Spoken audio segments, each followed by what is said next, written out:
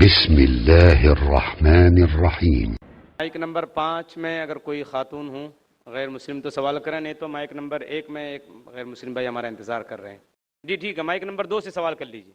Namaste, my name is Pratik Sriranga Barge and I am student of 11th standard and I am in Swami Vivekananda College, Chembur. First of all, I would like to say this is my first time to attend this type of event and I am glad to say मुझे sir जी का जो speech था वो बहुत अच्छा लगा और मेरे मन में इस्लाम धर्म के बारे में जो गलत फहमियाँ थी वो एक चुटकी में ख़त्म हो गई।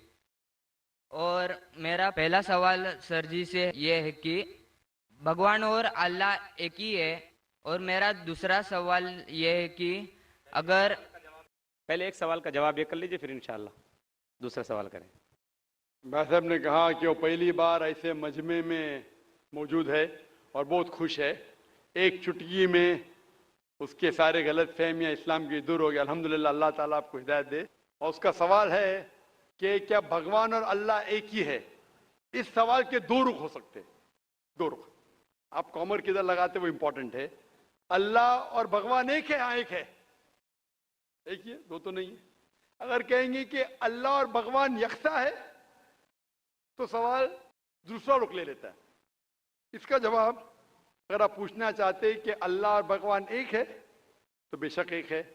अगर आप पूछना चाहते हैं जो अल्लाह और भगवान, जो हिंदू लोग जो भगवान में मानते हैं और मुसलमान जो अल्लाह में मानते वो एक है, तो मेरा जवाब इसमें ये कि अगर आप सही तरीके से हिंदू धर्म की किताबों का मुताला करेंगे और सही तरीके से इस्लाम धर्म की किताब का मुताला करेंगे तो दोनों यकसा है, वही है। लेकिन अगर जो मजहब के धर्म अधिकारी है उनकी बात सुनेंगे, जो किताबों के हवाले से दूर है, किताब के पैगाम से दूर है, तो हो सकता है आपको गलत राय मिलेंगी।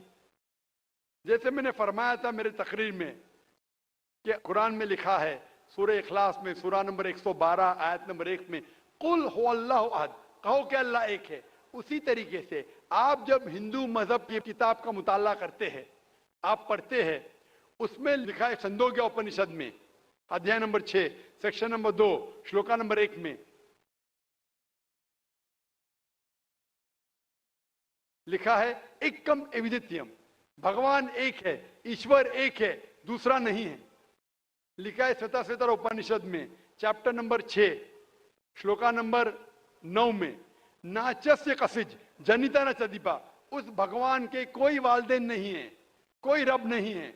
भगवान का कोई माँ नहीं है, कोई वालिद नहीं, कोई सुपीरियर नहीं है। लिखा है श्वेता उपनिषद में चैप्टर नंबर 4 श्लोका नंबर 19 में नात्यस्य प्रतिमा अस्ति, उस ईश्वर की कोई प्रतिमा नहीं। प्रतिमा का मतलब है अक्स, painting, picture, portrait, statue, idol.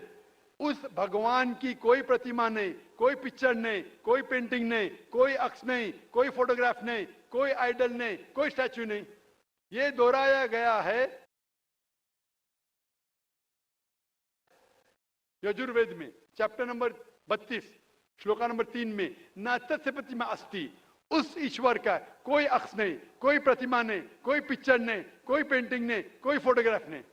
तो जब आप मुताला करेंगे हिंदू मजहबी किताब का और कुरान का, हिंदू मजहबी किताब का ब्रह्म सूत्र में कहा गया है एकम ब्रह्म द्योत्या नास्ते नीना नास्ते किंचन, भगवान एक ही है, दूसरा नहीं है, नहीं है, नहीं है, जरा भी नहीं है। There is only one God, not a second one, not at all, not at all. तो खालिक, मालिक, ईश्वर, भगवान, अल्लाह का कोई अक्स नहीं, कोई पेंटिंग नहीं, कोई मूर्ति नहीं, कोई फोटोग्राफ नहीं। हमें सिर्फ उस अकेले ईश्वर अल्लाह की इबादत करना चाहिए।